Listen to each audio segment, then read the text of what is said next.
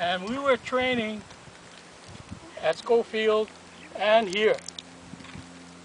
Now, at that time, as a member of the U.S. Army, I was not aware of the cultural things, sites that are in this place. I did not think about it. In fact, I did not learn my own culture. So actually, I'm very delighted that you have taken time to learn about this culture.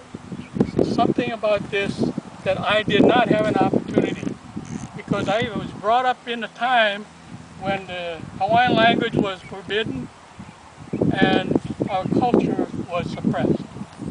Well, because of the fact that I was not aware of the cultural sites, my visit today is my own way of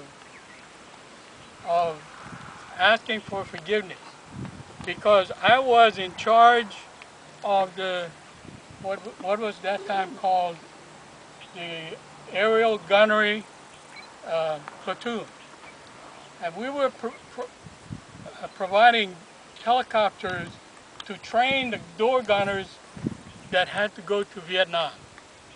And ultimately, I went to Vietnam, and I flew there. Now, as in charge of this group, I personally rigged up 55-gallon drums, empty drums, and sling load under my helicopter, took them up the valley in the upper 2/3 and placed those drums, and we had painted them white. We placed those drums as targets, and I was in charge of the 5 helicopters that had to do this. Of course, years later, like now, I would say, oh my goodness, I might have desecrated a site up there. I did not know. It's been on my shoulders all these years, saying, well, maybe I ought to come back to Makua and face it and say I'm sorry. And this is part of me being here today. So you're looking at the person that created the firing targets up there for the Vietnam War training. Now, besides being sorry about this, I want to share some thoughts about this. Just because I did not know about my culture does not relieve me of that feeling of having maybe desecrated a piece of my culture. So that's why I wanted to come up here, and this is my first time. I've been away 44 years, and one of the members here said they came back to become Hawaiian again. Well, that's what I'm doing too. So I'm going to come back as often as I can and address the young people who are here and say, welcome, because you have an opportunity to do something good for the future. I was doing something what I thought was good for the United States Army.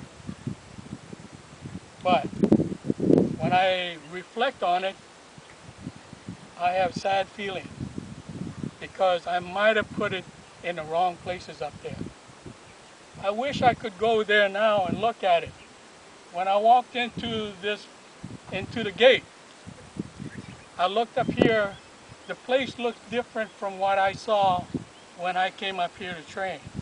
It was not this green. It was not this manicured. It was wilderness. And we had put the targets basically in the depressions along the streamlines that meander all along up to the mountain. We put the targets so that the door gunners could shoot at them. In my 44 years, I spent 26 of them in Germany.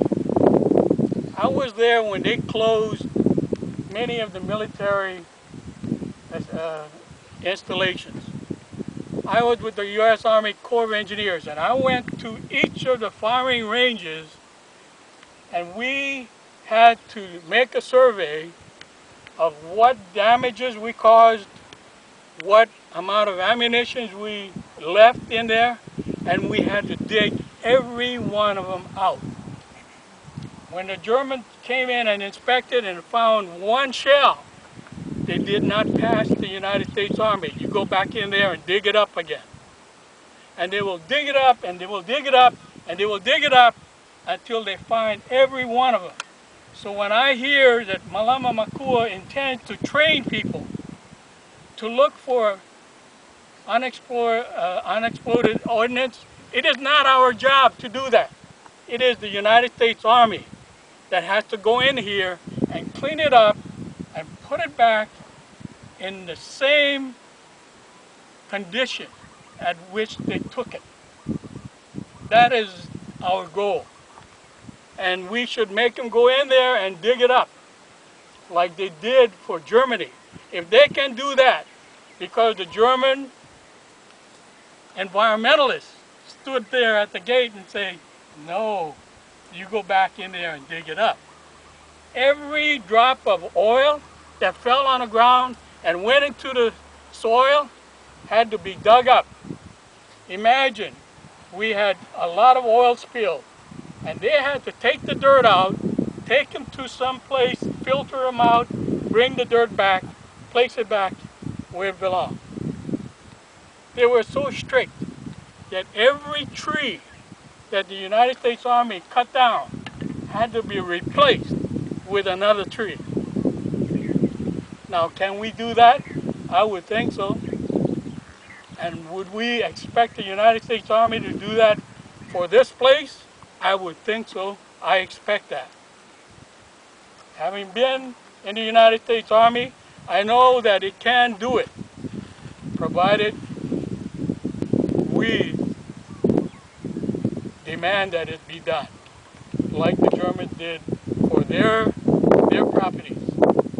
We used their properties for 50 years, and we put them back exactly to their specification, not the United States Army's specification. So we can make it happen. And I'm here to say I'm going to help make that happen. Because when I came back 3 years ago, I heard about what the Navy did to the islands when they gave back Kaho'olawe. They didn't clean it up. They didn't clean it up. And I'm going to go to the Navy guys and Kaho'olawe group and tell this story, because if the United States military can bring back the pristine conditions of what they desecrated, what they damaged violently with bombs and ammunition and everything, and they do it for a foreign country, they can do it for the Americans on this island. Okay? Any questions? I appreciate you allowing me to say my story and to encourage all of your friends to come on out and take a look, because someday this place is going to be brought back. They were talking about the terraces. Well, what are the terraces? They are terraces for redoing the water system and to plant kalo and to plant the vegetables and food. That's what the terraces were. And I can say, having fired weapons in this valley myself, and having my people train up here, we damaged a lot of those walls and terraces I didn't even know about. And that's my story.